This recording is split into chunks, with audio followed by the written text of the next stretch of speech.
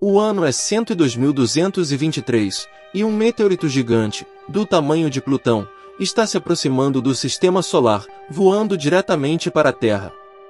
Mas à medida que o meteorito atravessa a órbita de Saturno, um enxame de sondas aproxima-se dele. A varredura não revelou nenhum mineral no objeto, então as sondas retornaram sem nada. Enquanto isso, no Centro de Segurança Espacial do Alasca, militares estão montando um laser. O Sistema Solar testemunha uma explosão repentina, e nada resta do meteorito do tamanho de Plutão. Agora, a menos que os mineiros de hidrogênio em Júpiter publiquem vídeos de outra aniquilação nas redes sociais, o mundo será assim quando a humanidade finalmente se tornar um tipo 2. A civilização na escala de Kardashev terá reservas de energia quase infinitas. A capacidade de se preparar para voos interestelares ou de destruir instantaneamente qualquer ameaça. Mas a humanidade estará realmente segura? E o que poderia destruir uma civilização do tipo 2? Para alcançar o segundo tipo, na escala de Kardashev, a humanidade deve aprender a extrair energia, não apenas de fontes na Terra, mas também diretamente do Sol. E não estamos falando de painéis solares comuns, mas de toda uma megaestrutura em torno da estrela, uma esfera de Dyson. Este projeto foi proposto pela primeira vez, pelo professor Freeman Dyson, da Universidade de Princeton em 1960. Em termos modernos, uma esfera de Dyson é literalmente uma concha colossal em torno de uma estrela e seus planetas mais próximos. Tal esfera irá coletar toda a energia da estrela e convertê-la em eletricidade, liberando parte do calor na forma de radiação infravermelha. O raio dessa megaestrutura atinge uma unidade astronômica que é a distância da Terra ao Sol, e a espessura do material é de cerca de 3 metros. O que poderia dar errado com uma estrutura tão grande? Verdade seja dita, quase tudo. E o primeiro problema óbvio que enfrentaremos se tentarmos construir uma esfera de Dyson são os recursos. O fato é que precisaremos de algo em torno de 1,5 a 10 elevado à 24ª potência de toneladas de material. Para efeito de comparação, esta é a massa do maior planeta do Sistema Solar, Júpiter. Portanto, para construir uma esfera de Dyson, a humanidade terá que processar todos os asteroides que puder alcançar, e também teremos que desmontar vários planetas rochosos em busca de materiais. Mas isso não termina apenas com uma quantidade fantástica de recursos. O problema é que a estrutura em si deve ser uma esfera perfeita, caso contrário a gravidade do Sol irá transformá-la numa bola de alumínio. Os materiais da esfera também devem ser extremamente fortes. Afinal, mesmo o metal duro mais avançado, considerado mais confiável que o grafeno, é inadequado para esse fim. Mas mesmo que conseguíssemos construir esta megaestrutura, ela ainda seria muito instável. O fato é que a estrela dentro da esfera de Dyson deve estar perfeitamente centrada, e se, por exemplo, um meteorito colidir com a estrutura vinda de fora e mudar ligeiramente de localização, a esfera começará a derivar em direção ao Sol e entrará em colapso. Então, isso significa que é impossível construir uma megaestrutura assim? Na verdade, a humanidade simplesmente entendeu mal Freeman Dyson. Sua esfera não é uma estrutura sólida, mas um conjunto de pequenos satélites que formam um enxame em torno de uma estrela. Eles capturam a radiação solar e enviam a energia para a Terra ou outro receptor, por meio de transmissão sem fio. Esse enxame Dyson já parece mais realista. É claro que precisaremos de tecnologias que nos permitam transmitir energia sem fio. Ainda assim, tal estrutura exigirá muito menos material do que uma esfera sólida. Além disso, a estabilidade do enxame será muito maior. Mas se você acha que o prefixo Dyson combina apenas com a esfera ou o enxame, você está errado.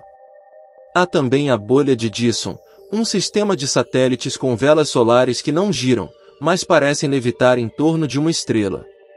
Outra opção é uma concha Dyson, uma espécie de esfera onde você pode morar por dentro.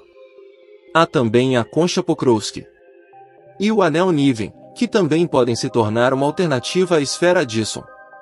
Mas não importa qual opção a humanidade escolha, enfrentaremos problemas em qualquer caso, mesmo para construir um único anel ou um sistema de satélites. A humanidade precisará de muito mais recursos do que temos na Terra, por isso não teremos escolha senão procurar materiais em outro lugar. E embora a destruição de alguns asteroides não prejudique o nosso sistema, o mesmo não pode ser dito dos planetas. Se decidirmos desobedecer e destruir Vênus ou Marte para obter materiais, por exemplo, corremos o risco de mudar a órbita do nosso próprio planeta. Além disso, se construirmos uma esfera de Dyson completa, a luz do Sol não alcançará os planetas além da órbita da Terra. Nesse caso, podemos definitivamente esquecer a colonização de Marte ou a exploração de Plutão. Além disso, a primeira explosão solar poderia desativar parcialmente qualquer megaestrutura ao redor do Sol. Mas isso nem é o mais importante aqui. Nossa estrela produz cerca de 4 vezes 10 elevado a 26 joules de energia por segundo. Mesmo que um enxame de esferas de Dyson pudesse interceptar apenas cerca de 10% desse volume, ainda é considerado muita energia. Ou seja, em um segundo essa megaestrutura irá coletar 40 trilhões de vezes mais energia do que a humanidade consome atualmente em um dia, e ela precisa ser transmitida e armazenada de alguma forma. A maneira mais eficaz seria converter a luz solar em antimatéria. No entanto, isto representa novos desafios para a humanidade, porque ainda não sabemos como armazenar antimatéria. Hipoteticamente, existem várias maneiras. A primeira é construir armadilhas de campos magnéticos, que impeçam a antimatéria de entrar em contato com a matéria. A segunda é mantê-lo em um ambiente ultrafrio. Mas nenhuma destas instalações de armazenamento será 100% confiável quando se trata de grandes quantidades de antimatéria instável. E se cometermos um erro, corremos o risco de uma explosão muito pior do que uma nuclear. Afinal, quando a antimatéria e a matéria entram em contato, elas são aniquiladas e liberam uma quantidade enorme de energia. Parece que tudo pode dar errado com a esfera de Dyson, literalmente em cada etapa do processo, desde a fase de design até a produção e subsequente o armazenamento de energia. Mas vamos imaginar que quando a humanidade se tornar uma civilização tipo 2, entenderemos muito melhor a física e conseguiremos construir uma fonte de energia infinita. Nossos problemas terminarão aí? Espero que sim. Mas onde a civilização do tipo 2 gastará tanta energia? Por exemplo, o desenvolvimento de todos os planetas, satélites e outros objetos do Sistema Solar. A humanidade poderá extrair minerais no cinturão de Kuiper, coletar hidrogênio em Júpiter ou cultivar ainda mais abacates em Phobos. Com tecnologias hidropônicas avançadas, poderíamos transformar Marte e as suas luas numa enorme máquina automatizada. Novos materiais como o grafeno e o aerogel se tornarão tão comuns que substituirão o plástico com sua ajuda. A humanidade será capaz de criar trajes espaciais avançados com melhor proteção contra radiação, temperaturas extremas e vento solar. Além disso, esses materiais podem ser utilizados na medicina. A humanidade esquecerá para sempre as fraturas e os problemas ósseos porque com isso poderemos fortalecer o esqueleto. Além disso, a modificação genética se tornará muito comum, e você poderá mudar a cor da sua pele para verde ou criar um par de tentáculos em qualquer salão de beleza. Mas o mais interessante é que esta civilização do tipo 2 provavelmente não terá nenhum computador, smartphone e eletrônicos semelhantes aos quais estamos acostumados. Eles podem ser substituídos por um minúsculo chip com novas tecnologias, como interface cérebro-computador e interfaces computador-cérebro. Eles nos permitirão usar o gadget literalmente com o poder do pensamento, conectar-nos à internet e digitar texto, ou apenas compartilhar fragmentos de nossas próprias memórias nas redes sociais. Ao mesmo tempo, nos permitirá acessar instantaneamente qualquer informação e nos ajudará a acelerar nossos processos de pensamento. E para os teóricos da conspiração que se recusam a implantar um chip nos seus cérebros, novas tecnologias estarão disponíveis na forma de óculos, como uma versão melhorada do Google Glass. Mas as mudanças mais importantes ocorrerão no setor da segurança.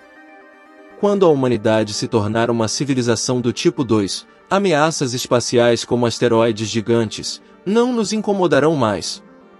Pelo contrário, qualquer meteorito que voe em nossa direção vindo da nuvem de Oort ou do espaço interestelar se transformará em uma fonte potencial de novos recursos.